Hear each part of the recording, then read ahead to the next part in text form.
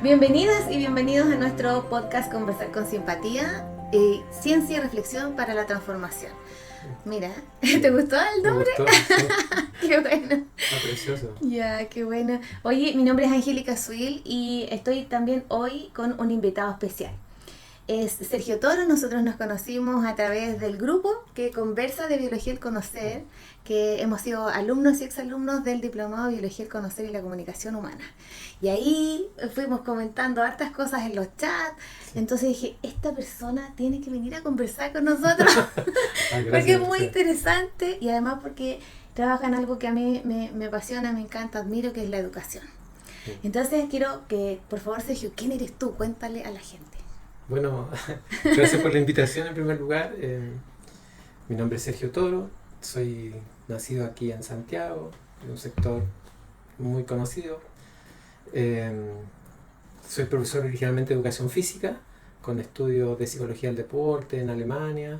Es un aspecto importante, creo, para esta entrevista o conversación. Tengo magíster y doctorado en educación, postdoctorado también en motricidad y fenomenología.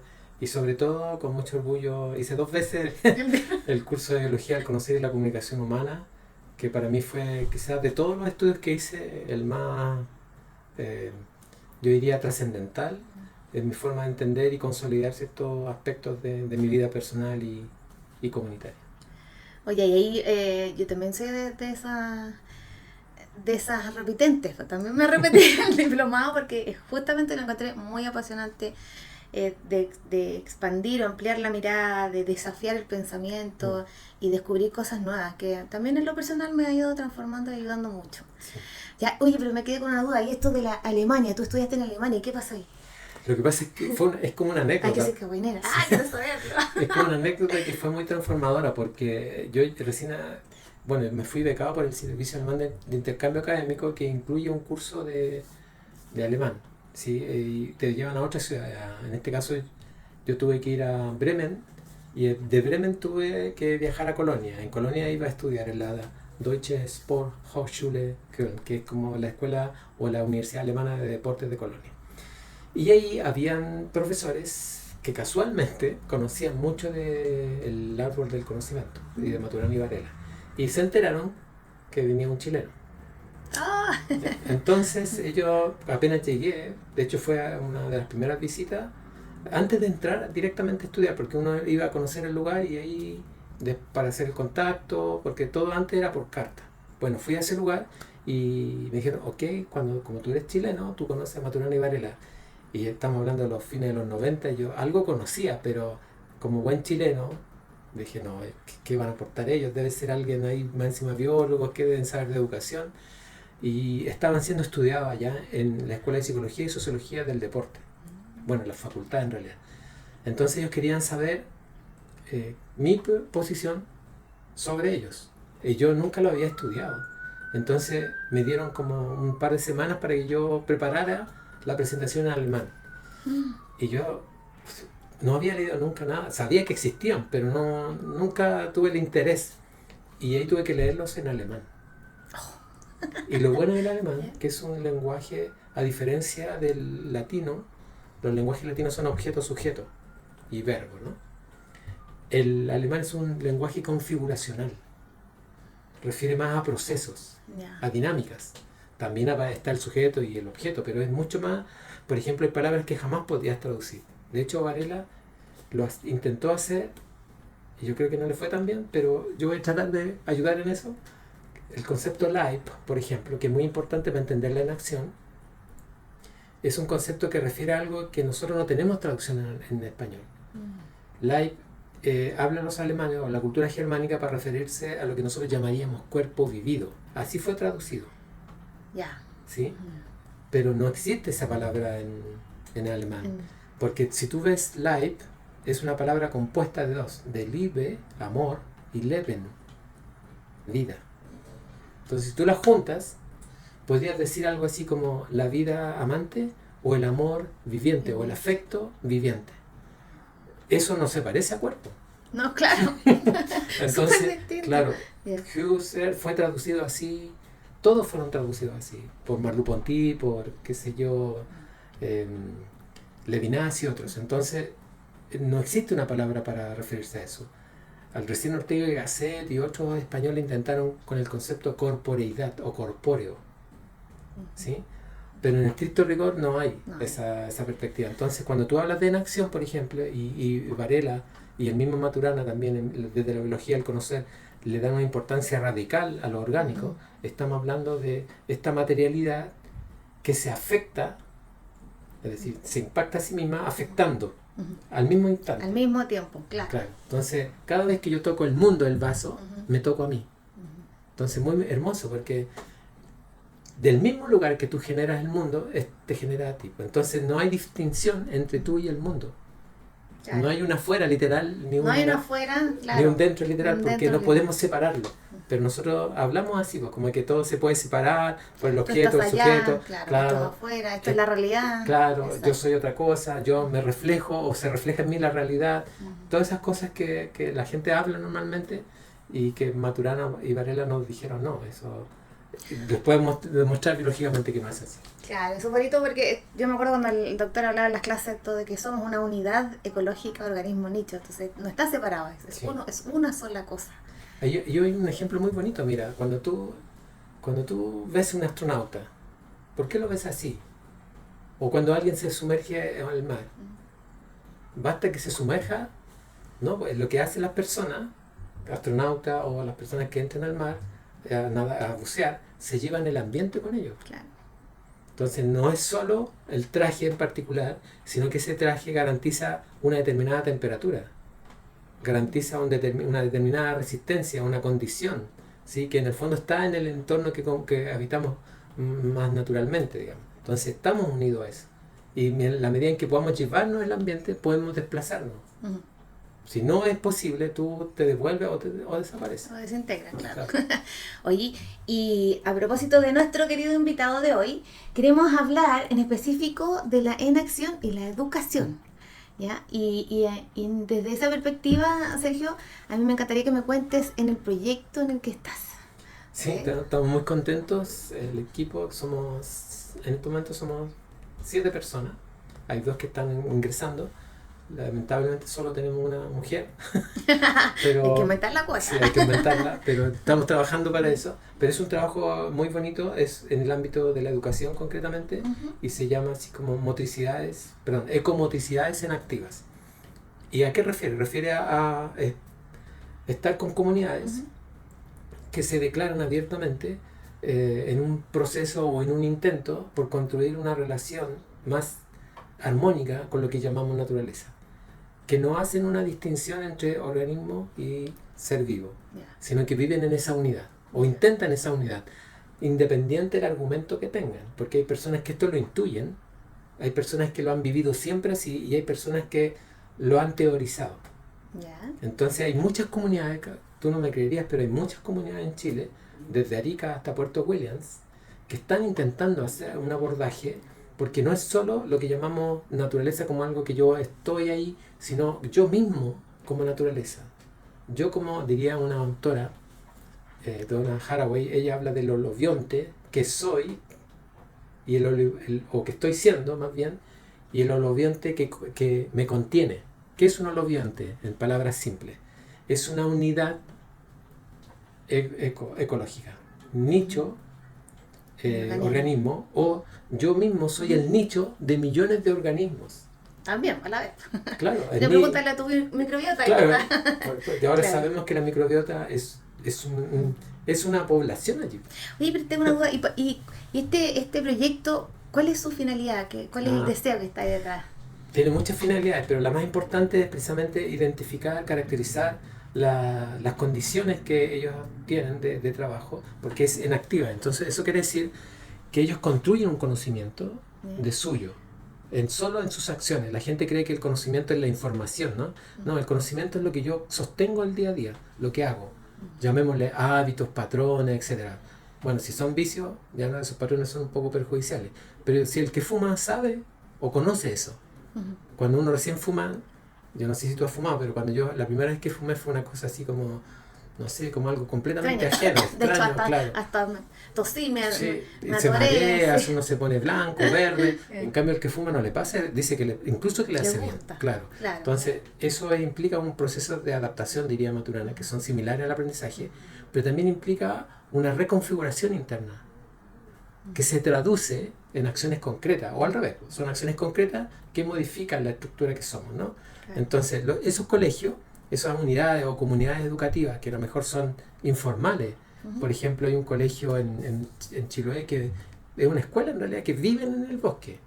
O sea, los niños llegan a vivir en el bosque toda la mañana. No es que lo visitan, no, ellos están ahí todo el rato. Esos niños, por ejemplo, desarrollan patrones o configuraciones de acciones. ¿Ya? ¿Y por qué las hacen así? ¿Cómo las van significando? ¿Cómo se las van relatando? ¿Cómo las van narrando? Y eso le implica la construcción de una determinada relación o convivencia social, comunidad diríamos nosotros. Comunidad. Eso es muy importante hoy día en el contexto en que vivimos, de violencia, negación, competencia, etc. Entonces nosotros estamos mirando eso en función de establecer esos patrones comunes que tengan las distintas comunidades para entrar en una propuesta didáctica, educativa, que pueda favorecer a otros establecimientos también. Claro. No como una metodología, porque no hay nada más raro en la educación que una metodología uniforme. Eso ya no sería educativo, sería instruccional. Instruccional. Sería una obligación, una forma de manipulación o de dominación o adoctrinamiento que puede ser legítimo. Si yo estoy en una religión, yo me interesa y me gusta, estoy ahí, debo saber que me estoy educando como en una doctrina. En cambio, la educación en el sentido más laico y amplio de la palabra implica más el ejercicio de las libertades compartidas, de los sentidos comunitarios o colectivos. Entonces, eso podría ayudar mucho a la educación en general, creemos nosotros.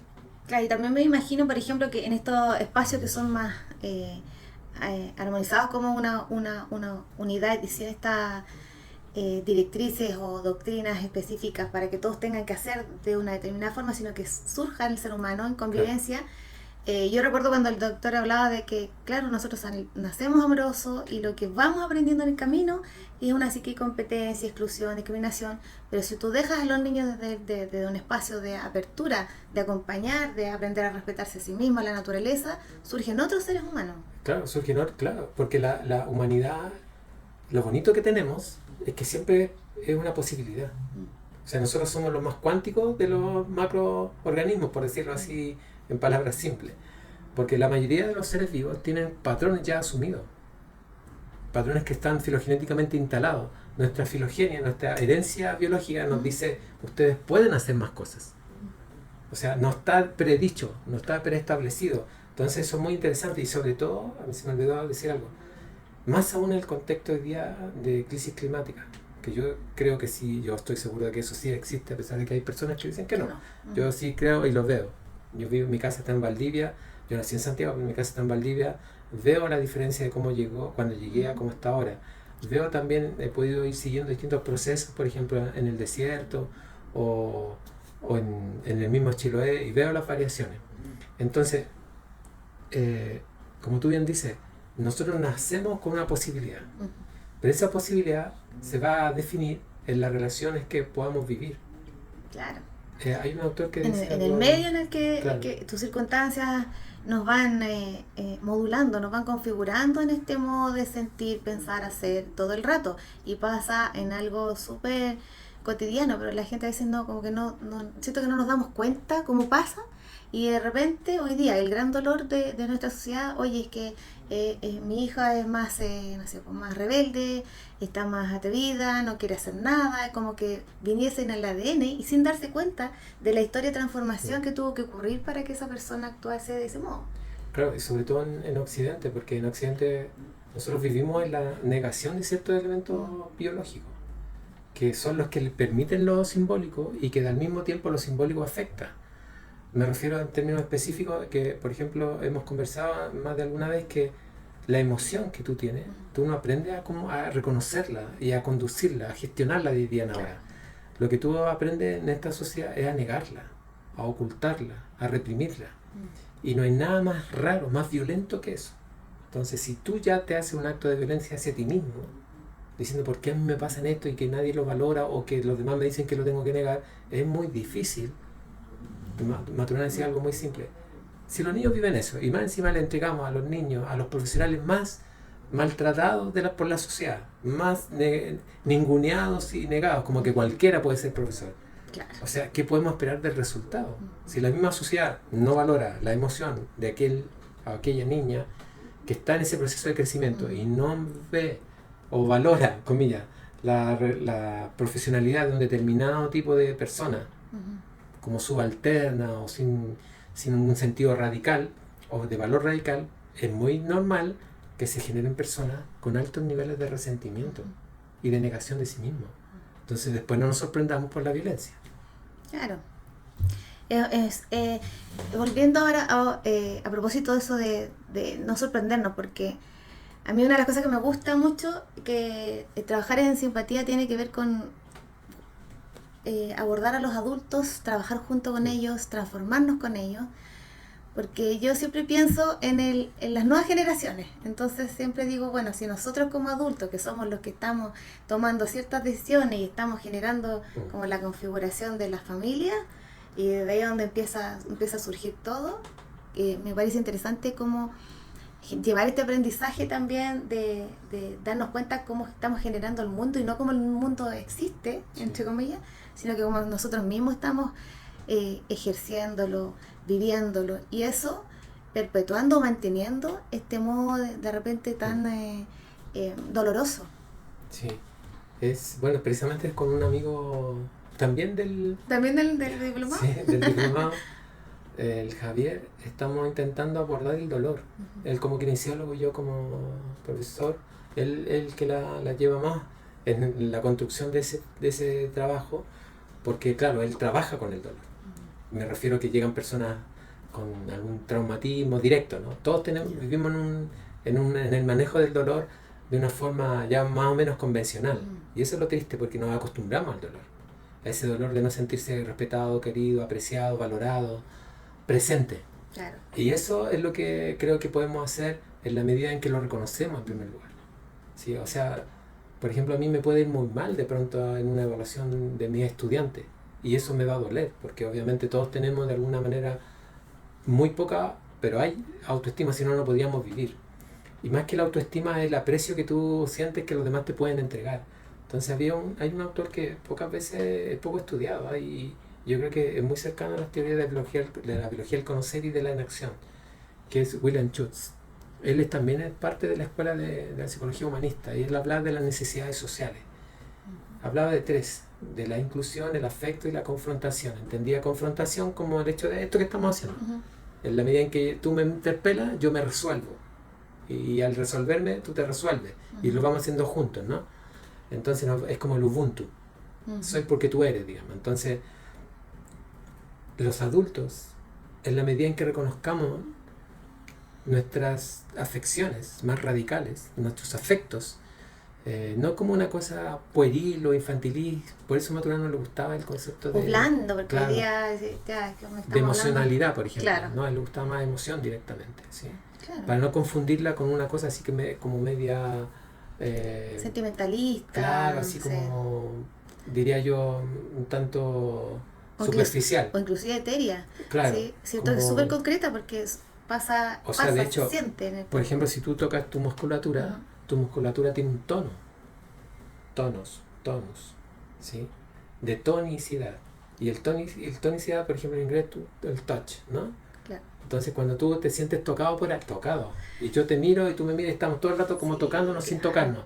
Entonces, esas cosas basta en una empresa, en un trabajo, en que sea que alguien me mire mal y yo cambio. Claro, decimos, me sentí tocado, me sentí afectado, me sentí esa conmovido. Pero todo eso está pasando en en nuestro cuerpo, en nuestra hechura biológica. Sí, yo le llamo a eso, yo prefiero hablar con un concepto arameo. ¿Ya? Sí, oye, que aprendió palabras nuevas hoy día. Me ha dado mucho trabajo esto, porque a mí yo creo que una de las cosas que nos ayuda a mantenernos en el problema son el lenguaje. Y Maturana era rigurosa en eso, salvo en una palabra, igual que Varela, en la palabra cuerpo. Yo prefiero hablar de encarnación. Encarnación. Porque la encarnación refiere a un proceso. El cuerpo refiere a como una cosa estática. Perfecto. En cambio, cuando tú hablas de lo encarnado o la encarnación, hablas de algo que está ocurriendo. No dices cuerpación. No. pero encarnación sí. Y además la carne es característica de los seres vivos, vegetal o animal. Entretenido.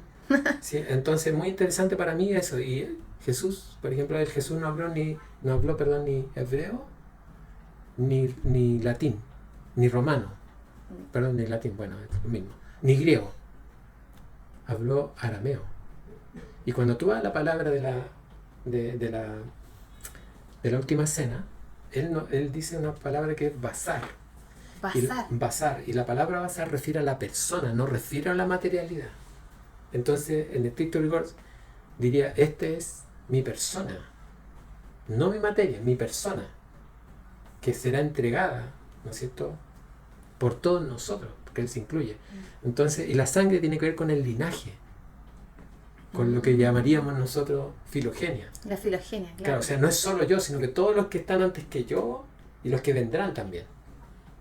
Mira, qué interesante. Es bonito, entonces, Sí. tú dices, bueno, esas cosas que son cotidianas, que nosotros pensamos que le ocurrió a Jesús nomás, No, y son cosas de nosotros. está pasando como nosotros como seres humanos. Cuando tú vas a un trabajo, tú entregas tu persona.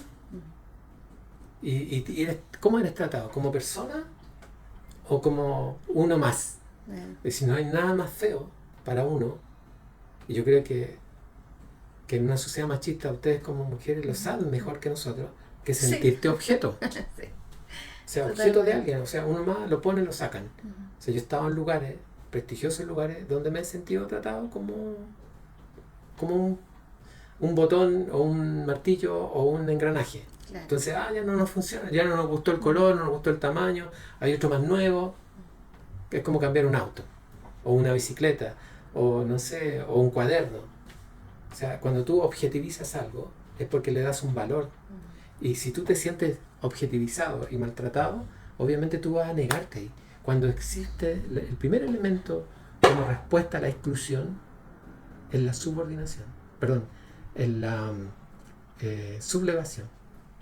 En el momento que tú haces discriminación, en ese momento surge la sublevación, explícita o lenta. Entonces si yo mismo me reprimo, yo mismo me empiezo a fragmentar, es como Harry Potter, en una suerte como que empiezo a verme, a pelear conmigo, porque no me puedo reconocer en la unidad. Es más fácil, comillas, en una sociedad como esta, reconocerse en la fragmentación. En mi casa soy uno, en mi trabajo soy otro, con los amigos soy otro, en la bicicleta soy... O sea, hay gente aquí que tú la ves caminando en la calle muy pasiva, se sube a un auto y es como una transformación. Cambia totalmente. Claro, entonces tú dices, y eso se entiende, no, es que yo no soy igual en todas partes. Tiene sentido, sí, pero tú siempre es una unidad en contextos distintos. Pero el primer contexto eres tú mismo. Lo que a ti te pasa, lo que tomas, lo que te alimenta, cómo te tratas.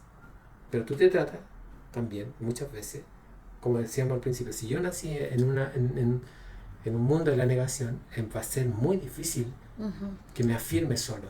Porque nadie vive solo en el humano. No, claro. Y por eso el tema de ir creando estos espacios distintos para poder ir generando nuevos, digamos, linajes o formas de vivir que puedan ser más inclusivas, más en armonía con lo que está pasando y menos negación y mucha más conciencia de cómo nos vivimos nuestro día a día. Claro, por ejemplo, ustedes tienen el concepto de simpatía. Donna Haraway, ella habla de simpoiesis. Ella dice algo así en su libro, Los problemas que permanecen, algo así se llama. Dice, claro, no somos seres autopoyéticos en la unidad. En eso no se equivocó Maturana y Varela, diría. Pero sí comillas les dice, creo que no hemos entendido que no hay especie que evolucione sola. Evolucionan los territorios. ¿No? Claro. Es lo que nos aportaba Lynn Margulis, ¿no? La endosimbiosis y todo. Entonces, un ser humano hoy día puede estar, a lo mejor porque hay muchos otros seres que lo sostienen, y él sostiene. Pero los dinosaurios a lo mejor, en su contexto, tenían un ambiente y había muchos otros seres vivos que los sostenían a ellos, y ellos también sostenían. Claro. Entonces, ¿eso qué te dice? Que yo nunca... Solo el yo puede constituirse en una condición, en esa unidad que hablábamos al principio. Y esa unidad no es solo orgánica, es simbólica en el caso del humano. O O sea, yo necesito un grupo donde estar, donde sentirme querido. Si la empresa no tiene eso, lo más probable es que yo lo empiece a boicotear. ¿Y cómo lo boicoteo? A lo mejor no hago nada concreto. Hago cuando me piden. Claro, la cooperación se ve mermada, claro, totalmente. En cambio, o sea, si tú te casaste con alguien que amas, no necesitas que te pida algo. Tú estás ahí, surge, claro, estás presente, eres responsable, como diría Levinas, le responde aunque no te pida nada. Es como cuando uno tiene un hijo. ¿Sí? Tú estás ahí y el hijo te está ahí, recién nacido, y parece tú que lo único que quieres es darle todo tu amor.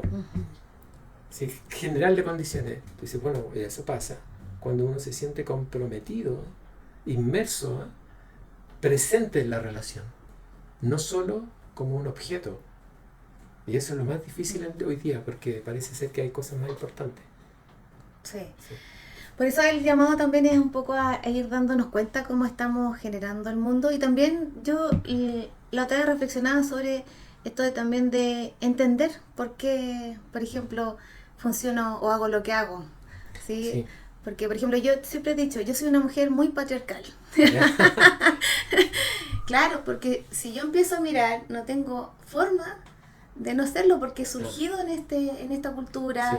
Sí. Pero ¿qué es lo que ha ido pasando? Que también yo he ido encontrando nuevos nichos, nuevas conversaciones que han ido modificando lenta y gradualmente esta forma de vivir. Sí.